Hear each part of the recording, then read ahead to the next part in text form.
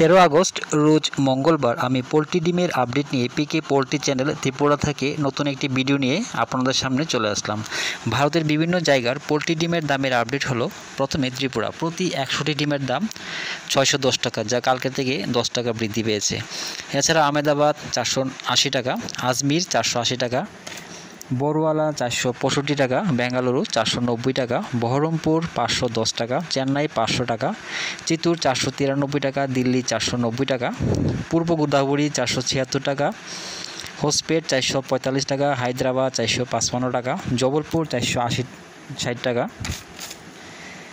কলকাতা 570 টাকা, লুধিয়ানা 470 টাকা, মুম্বাই 515 টাকা, মহীশূর 495 টাকা, নামাকল 450 টাকা, পুনে 485 টাকা, রায়পুর 465 টাকা, সুরাট 490 টাকা, বিজয়ওয়াড়া 480 টাকা, বিজাং 485 টাকা, পশ্চিম গোদাবরী 476 টাকা, ওরাঙ্গাল 457 টাকা, এলাহাবাদ 505 টাকা, ভোপাল 490 টাকা, ইন্দোর 480 টাকা, কানপুর 495 টাকা, লখনৌ 523 টাকা, মুজাফরপুর 530 টাকা, নাগপুর 440 টাকা, পাটনা 530 টাকা, রাঁচি 517 টাকা, বারাণসী 517 টাকা, অরুণাচল 590 টাকা, আসাম 590 টাকা, নাগাল্যান্ড 610 টাকা, মণিপুর 610 টাকা, মিজোরাম 610 টাকা, মেঘালয়া 610 টাকা, জম্মু 489 টাকা, বর্ধমান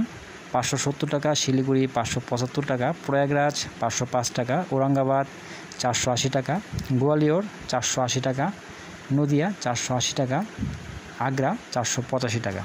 দামেরই আপডেট 13 আগস্ট পর্যন্ত। সবাই ভালো থাকবেন, সুস্থ থাকবেন। দেখা হচ্ছে পরবর্তী ভিডিওতে।